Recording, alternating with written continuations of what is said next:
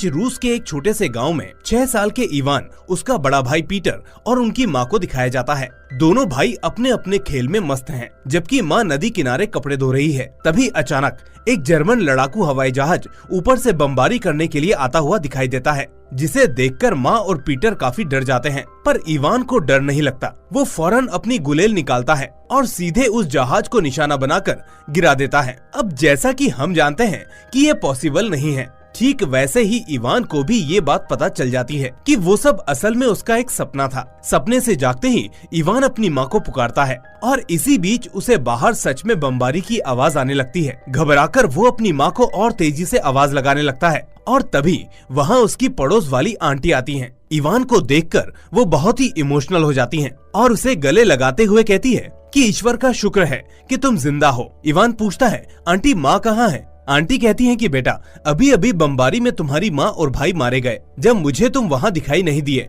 तो मैं घर देखने आई। तुम्हें यहाँ एक पल भी नहीं रुकना चाहिए और फौरन यहाँ से चले जाना चाहिए। नन्हा सा इवान कुछ समझ नहीं पाता। वो ये सब चीजें समझने के लिए बहुत छोटा है, लेकिन जैसे हालात है उससे उसने एक चीज तो सीख ली थी कि किसी भी वक्त उन पर हमला हो सकता था, क्योंकि माँ बार बार उसको दोनों देशों की लड़ाई के बारे में बताती रहती थी। खैर, अब आंटी फौरन इवान को जैकेट पहनाती है और पीछे की खिड़की खोलती है ताकि वो दोनों वहाँ से भाग सकें। लेकिन किस्मत को कुछ और ही मंजूर होता है। इवान के खिड़की में से निकलते ही उसी आंटी को गोली लग जाती है। इसलिए वो उसको कहती है कि इवान, तुमको अकेले ही जाना होगा और तब तक भागते रहना जब तक तुम्हें ये आवाजें आना बंद ना हो जाए। मासूम इवान वहाँ से भागने लगता है। पीछे मुड़कर देखता है तो उसका पूरा गांव आग में जल रहा होता है। उसको अपनी माँ और भाई का ख्याल आने लगता है, लेकिन अगले ही पल दूसरे हमलों की आवाजों से वो और दूर भाग जाता है। अंदर ही अंदर उसे पता है कि उसकी फैमिली अब इस दुनिया में नहीं है, पर फिर भी वो जंगल में भागते भागते अपनी माँ और भाई को पुकारता रहता है। बीच में जब वो थक जाता है तो फिर से माँ को पुकारते हुए कहता है कि माँ, आप कहाँ हो? वापस आ जाओ, मैं रास्ता भूल गया हूँ। लेकिन बदले में उसे अभी भी दुश्मनों के हमलों की आवाज आती रहती है। इसलिए वो फिर से भागना शुरू करता है और आखिरकार थककर एक जगह लेट जाता है और सो जाता है। सुबह उठकर वो देखता है कि अब कोई भी शोर शराबा नहीं है। प्यास लगने की वजह से पानी पीते हुए वो आसपास देखता है तो उसे कुछ जर्मन सैनिक दिखाई देते हैं। वो जानता था कि जर्मन सैनिक उसके दुश्मन हैं, इसलिए वो चुपचाप पेड़ के अंदर छोटी सी जगह में छिप जाता है। अब इस बीच वो सैनिक अपना खाना खाना शुरू करते हैं और उधर सेम टाइम पर एक बड़ा सा सांप इवान के पास आ जाता है। इवान चिल्लाने वाला होता है, लेकिन उसे पता था कि अगर उन सैनिकों ने उसे देख लिया तो वो उसको मार देंगे। इसलिए वो अपने डर पर काबू पाते हुए चुप बैठा रहता है। अब सैनिकों के जाने के बाद वो फौरन उसी जगह पर आता है और उनकी कैन में खाना ढूंढने लगता है, क्योंकि इस वक्त उसे काफी भूख लगी थी। कैन में कुछ नहीं होता, इसलिए वो आगे बढ़ते हुए धीरे धीरे पेड़ों की पत्तियों को खाना शुरू करता है और इसी बीच उसे बेहोशी भी आने लगती है। और आखिर ऐसा हो भी क्यों ना, वो एक छोटा सा बच्चा ही तो है। बेचारा इवान जमीन पर थककर बैठ जाता है और तभी तेज धमाकों की आवाज उसकी चेतना को फिर से वापस जगा देती है। वो तुरंत उठकर खड़ा होता है और फिर से भागना शुरू कर देता है। रास्ते में वो एक लकड़ी को लेकर चारों तरफ देखते हुए कहता है कि मुझसे दूर रहना, वरना अच्छा नहीं होगा। भूख की वजह से अब उसको भ्रम होने लगा था कि कोई उसका पीछा कर रहा है, इसलिए वो ऐसी हरकतें कर रहा था। लेकिन इसी बीच हम देख पाते हैं कि वो एक बहुत ही बहादुर बच्चा है, क्योंकि भ्रम होने के बाद भी वो दुश्मनों के आगे हार मानने को तैयार नहीं है। पर आखिर एक 6 साल का भूखा बच्चा और कितना सहन कर पाएगा। रात को तेज बारिश में भीगते हुए और अपनी माँ और भाई को सपने में देखते हुए आखिरकार वो बेहोश हो जाता है। सुबह होते ही कुछ रूसी सैनिक उसे देख लेते हैं, जो असल में उस जंगल में गश्त के लिए आए हुए थे। पहले तो उन्हें लगता है कि ये दुश्मन की कोई चाल ना हो, लेकिन कुछ ही देर में वो समझ जाते हैं कि ये कोई चाल नहीं है। इसके बाद उनमें से एक सैनिक उसे उठाकर अपने कैंप में ले आता है। कैंप में आते ही सभी लोग इतने छोटे से बच्चे को देखकर हैरान रह जाते हैं। कमांडर उस बच्चे को देखता है और उससे बात करने की कोशिश करता है। इवान उन्हें रोते हुए अपना नाम बताता है और कहता है कि मेरी माँ और भाई को जर्मन सैनिकों ने मार दिया, उन्होंने मेरा गांव भी जला दिया और कल से मैं उनसे बचकर भाग ही रहा हूँ। अब ये सुनकर वहाँ मौजूद हर शख्स की आंखें नम हो जाती हैं, लेकिन कमांडर को कुछ भी फील नहीं होता। हालांकि वो उसे चुप कराता है और अपने कुक से फौरन उसके लिए कुछ लाने को कहता है। देखते ही देखते इवान के लिए खाना आ जाता है और उसके बाद उसकी मरहम पट्टी भी की जाती है। रात को ही उसको मेडिकल कैंप में भेज दिया जाता है, जहाँ उसकी देखरेख की जाती है। सुबह होते ही रोजी नाम की एक नर्स उसके पास आकर उसके घाव पर दवा लगाने लगती है। दवा लगने से इवान को थोड़ी सी जलन होने लगती है। ये देखकर रोजी कहती है, डरो नहीं, देखो देखो ये घाव बिल्कुल फूल की तरह दिख रहे हैं।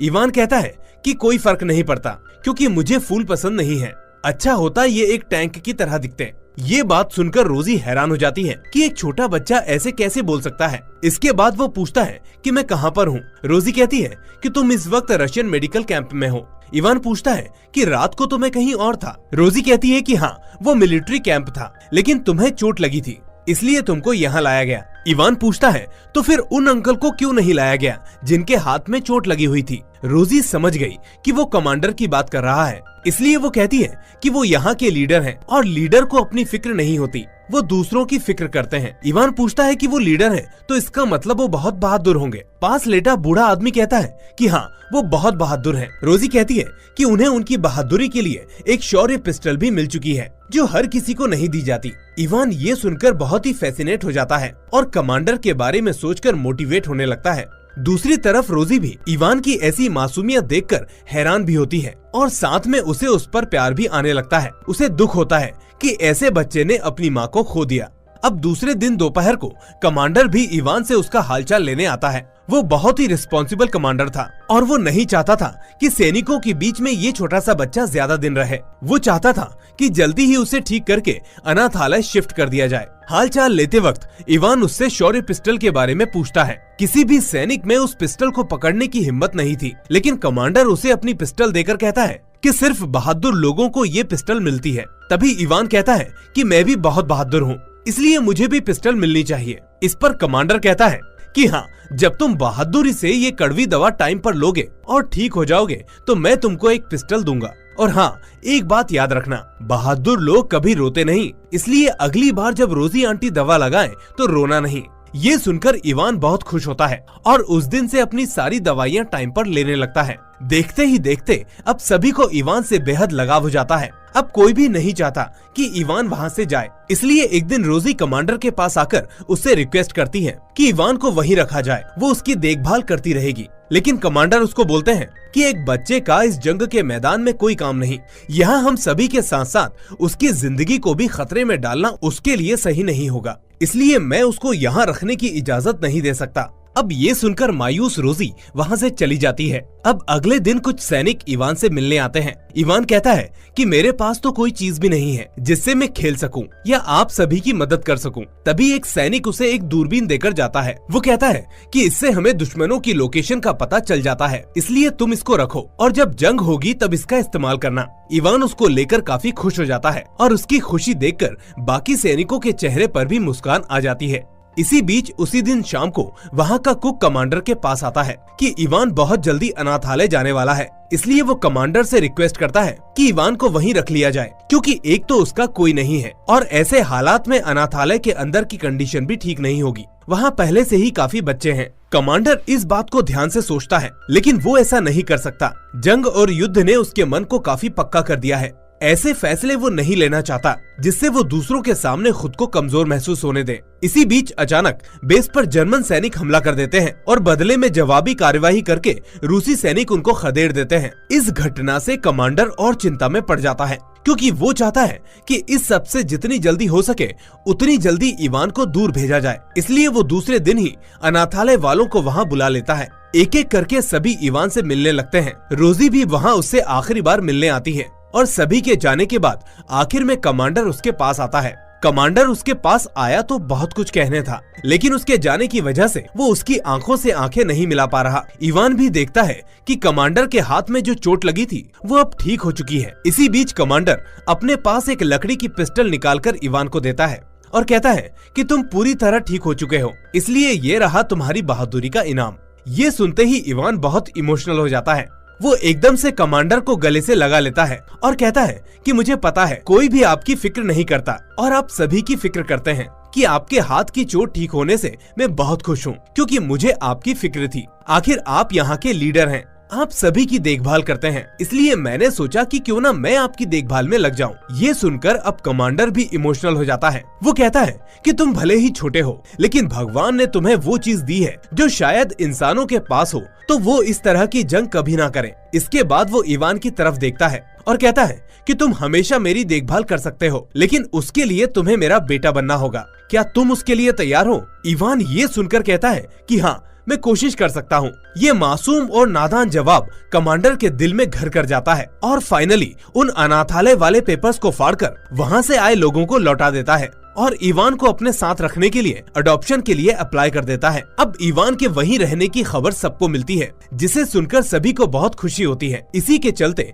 अब सभी पूछते हैं कि इवान, तुम्हें बड़े होकर क्या बनना है? तो वो कहता है कि मुझे अपने पापा की तरह कमांडर बनना है। ये सुनकर सभी की आंखों में आंसू आ जाते हैं और उसी रात कैंप के कुछ लोग मिलकर उसके लिए कपड़ों का इंतजाम करने लगते हैं, क्योंकि तब से वो एक ही तरह के कपड़ों में घूम रहा था। आखिरकार वहाँ का दर्जी उसके लिए एक छोटी सी आर्मी ड्रेस बनाता है, जो सुबह तक सिलकर तैयार हो जाती है। इसके साथ ही साथ उसके लिए छोटे से शूज को भी बनाया जाता है और फिर दोनों चीजें उसको पहना दी जाती हैं। उसको सेना की ड्रेस में देखकर सभी उसको सैल्यूट करने लगते हैं, जिसे देखकर वो फूला नहीं समाता और इधर उधर भागने लगता है, सभी को अपनी ड्रेस दिखाने लगता है। इसी बीच अचानक वहाँ जर्मन फाइटर प्लेन हमला कर देते हैं और इस अफरा तफरी में कमांडर पहले इवान को सुरक्षित जगह पर पहुंचा देता है। वहां पहुंचकर इवान को बहुत अजीब लगता है कि वो एक सैनिक होकर किसी की मदद नहीं कर रहा। वो इधर उधर सभी से बात करने की कोशिश करता है, लेकिन कोई भी उसकी नहीं सुनता। इसलिए वो वापस कैंप के अंदर जाकर उन सैनिकों को पानी पिलाने लगता है जो पहले से घायल थे और जिनका इलाज अभी भी चल रहा था। तभी एक सैनिक जिसने अपनी दोनों आंखें खो दी थी, वो इवान से उसका खत पढ़ने के लिए कहता है। इवान फौरन इसके लिए राजी हो जाता है और उस खत को पढ़ना शुरू करता है। वो कहता है कि आपकी फैमिली आपसे कह रही है कि वो सभी आपसे बहुत प्यार करते हैं और वहाँ सभी लोग ठीक है। आपकी फैमिली आपसे कहना चाहती है कि आपकी दोनों गायें अच्छी तरह से दूध भी दे रही हैं। तभी वो सैनिक कहता है, कौन सी गाय? मेरे घर पर तो कोई गाय है ही नहीं। इतनी देर में दूसरा घायल सैनिक कहता है कि थोड़ी देर के लिए समझ लो कि तुम्हारे घर पर गाय है और चुपचाप सुनते रहो। इसके बाद उस सैनिक को पता चल जाता है कि इवान को पढ़ना नहीं आता। वो बहुत छोटा बच्चा है, लेकिन वो किसी भी तरह सैनिकों की मदद करना चाहता था, इसलिए उसने वो खत पढ़ने से मना नहीं किया और फिर अच्छी खबर देने लगा ताकि सभी को अच्छा फील हो। थोड़ी देर ही सही सभी सैनिक उसकी मासूम हरकतें देखकर अपने दर्द को भूल जाते हैं। अब अगले दिन इवान रोजी के साथ किसी जगह पर होता है, तभी कमांडर वहां आ जाता है। यहाँ हमें पता चलता है कि कमांडर और रोजी एक दूसरे को पसंद करते हैं, लेकिन कभी वो दोनों एक दूसरे से अपने मन की बात नहीं कह पाए और कहते भी कैसे। जंग के हालात में प्यार को जगह देना हर किसी के लिए मुमकिन नहीं होता। आज भी कमांडर मौका पाकर अपने दिल की बात उससे कहने आया था, लेकिन इवान पहले से वहाँ था, इसलिए वो अपने मन की बात आज भी नहीं कह पाता। इसके बाद हम एक दिन इवान को शेविंग करते हुए देखते हैं। बाकी सैनिक उसके मजे लेने लगते हैं कि क्या तुम डेट पर जा रहे हो? इस पर वो कहता है कि जवान कभी डेट पर नहीं जाते। ये सुनकर सभी हैरान रह जाते हैं कि इवान सच में अलग है, सबसे अनोखा बच्चा है। उसी शाम जब कमांडर अपनी टीम से बात कर रहा होता है कि तभी इवान एक मैच्योर सैनिक की तरह अंदर आता है और कहता है कि सर, क्या मेरे लिए कोई आदेश है? इवान ने ये सब बाकी सैनिकों से सीखा था। कमांडर भी ये देखकर बहुत खुश होता है और कहता है, हाँ जवान, तुम्हारे लिए एक काम है। तुम्हें सभी सैनिकों को उनके घर से आए हुए खतों को देकर आना है। ये सुनकर इवान सीधा उन खतों को लेता है और अपने बैग में रख लेता है। तभी कमांडर उससे पूछता है कि तुमने अपने गाल पर ये क्या लगा रखा है? इवान कहता है कि आज जब मैं शेव कर रहा था तो मुझे थोड़ा कट लग गया। आपने भी उस दिन अपने कट के ऊपर सिगार का रैपर लगा रखा था, इसलिए मैंने भी वही लगा लिया। आखिर आप मेरे पापा हैं। ये सुनकर कमांडर एकदम से स्पीचलेस हो जाता है और अपने सैनिकों की तरफ देखकर मुस्कुराने लगता है, जैसे वो अपने बेटे की इस हरकत को सभी के साथ शेयर करना चाहता हो। इसके बाद इवान वहाँ से जाता है और सभी सैनिकों को उनके खत दे आता है। हर सैनिक इवान को देखकर मुस्कुरा जाता है। इस वक्त वो सभी की मुस्कुराहट का कारण बना हुआ है। खैर, अब शाम को इवान थोड़ा बोर फील करने लगता है, इसलिए वो अपनी दूरबीन निकालकर ऊंची जगह पर जाता है और वहां जाकर दूर दराज देखने लगता है। इत्तेफाकन उसे कुछ जर्मन सैनिकों के पैर दिख जाते हैं और वो समझ जाता है कि उस जगह वो छुपे हुए हैं। वो फौरन आकर ये बात एक सैनिक को बताता है और वो सैनिक भी उसकी बातों को सीरियसली लेते हैं, क्योंकि उन्हें पता है कि इवान झूठ या मजाक नहीं करता। बाद में ठीक ऐसा होता भी है और सैनिकों को वहाँ 2 घुसपैठिए मिलते हैं, जिन्हें वो अपनी गिरफ्त में ले लेते हैं। इस बहादुरी के लिए कमांडर उसे अपने पास बुलाता है और कहता है कि आज से मैं तुम्हें प्रमोट करता हूँ। तुम अब डेली शाम को अपनी दूरबीन से 1 घंटे तक दुश्मनों पर निगाह रखोगे। ये सुनकर इवान ठीक वैसे ही बिहेव करता है जैसे एक मैच्योर सैनिक ऑर्डर मिलने पर करता है। इतनी देर में वहाँ अनाथालय से एक बंदा आता है जो कमांडर की एडॉप्शन रिक्वेस्ट की एक्सेप्टेंस लेटर लेकर वहाँ आया था। वो लेटर पढ़कर कमांडर बहुत खुश होता है है, क्योंकि वो और इवान पिता और बेटे बन चुके हैं। वो ये बात इवान से कहता है और अपनी खुशी को साझा करता है। इस खुशी के मौके को बताने के लिए अगले दिन इवान के साथ कमांडर रोजी के पास जाता है, ताकि आज वो अपने मन की बात भी कह सके। लेकिन वहाँ वो एक सैनिक को रोजी के साथ बात करते हुए देख कुछ और समझ लेता है और सोचता है कि शायद रोजी की जिंदगी में कोई और है, इसलिए वो आज भी उससे अपने प्यार का इजहार नहीं करता। इसके कुछ देर बाद वहाँ फिर से जर्मन का हमला होता है और कमांडर इवान से कहते हैं कि तुम्हें पीछे कैंप में रुकना है और बाहर नहीं आना है। वो चुपचाप उनकी बात मानता है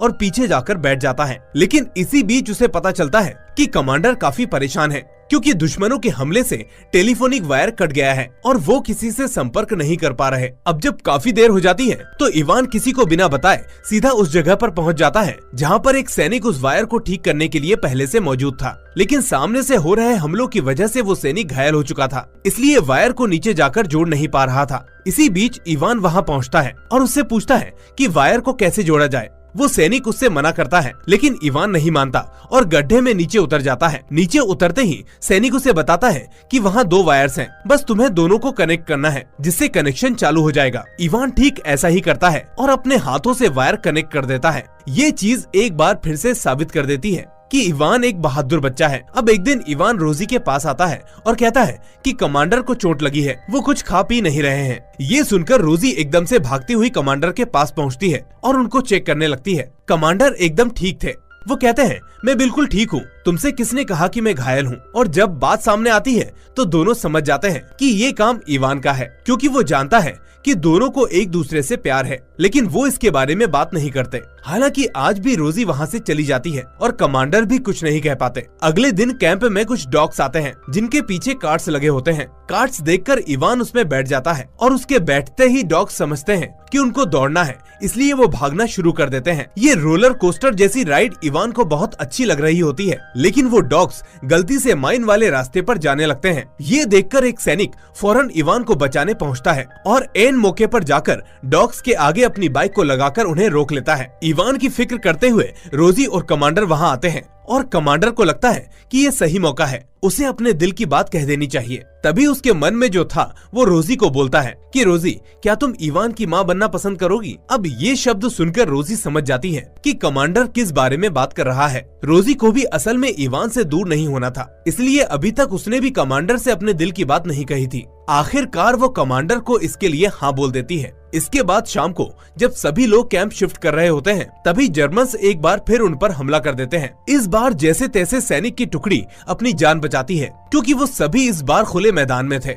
सभी को इवान की फिक्र थी, इसलिए वो उसको सही सलामत रखते हुए दूसरे कैंप में आ जाते हैं, जो पिछले कैंप से काफी बेहतर था। इधर जब कमांडर अपने जनरल से बात कर रहा होता है, तभी पिछली बार की तरह इस बार भी इवान वहां आता है और कहता है कि सर, मेरे लिए क्या आदेश है? जनरल को देखते ही इवान उनको भी सैल्यूट करता है और ये देखकर जनरल हैरान होते हुए खुद भी उसको सैल्यूट करते हैं। इसके बाद कमांडर उसको कहता है कि आज के हमले में जिन सैनिकों के जूते या कपड़े फट गए थे, उनके नाम की लिस्ट शाम तक मेरे पास लेकर आओ। ये सुनकर इवान यस सर कहते हुए अपने काम पर लग जाता है और शाम को अपनी लिस्ट लेकर कमांडर के पास पहुंच जाता है। जनरल इतने छोटे बच्चे की इस जिम्मेदारी को देखते हुए कमांडर से उसकी प्रशंसा करते हैं, जिसके बाद जनरल को इवान के बारे में सब कुछ पता चलता है और कमांडर भी उसे बता देता है कि उसने इवान को गोद ले लिया है और जल्दी ही वो इस जंग के बाद शादी करेगा, ताकि इवान को अच्छा फ्यूचर मिल सके। इसी बीच इवान वहाँ वापस आता है और जनरल से कहता है कि सर, अगर मुझे परमिशन हो तो मैं कुछ कहना चाहता हूँ।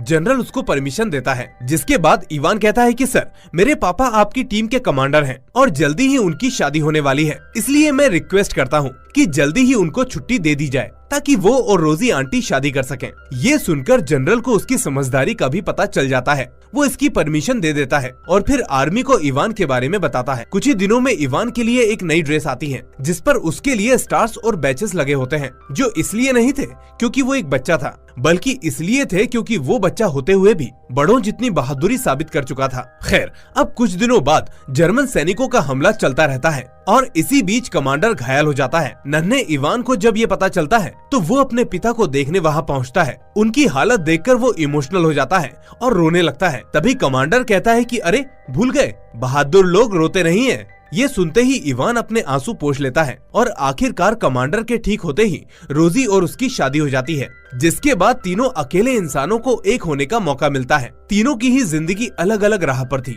और तीनों ही अकेले थे, लेकिन एक साथ आने से तीनों को ही अब एक फैमिली मिल चुकी थी। इसके बाद मूवी में हमें बताया जाता है कि 27 अप्रैल 1942 के बाद इवान उसी रेजिमेंट के साथ रहा और लड़ाई के दौरान उनके साथ पोलैंड होते हुए जर्मनी भी गया और यही होता है मूवी का दी एंड। दोस्तों, ये कहानी सच्ची घटना पर आधारित है और सच बात तो ये है कि इस पर भरोसा कर पाना भी काफी मुश्किल है। सिर्फ इवान ही नहीं, और भी चीजों के बारे में इस मूवी के अंदर बहुत कुछ सिखाया गया है। अगर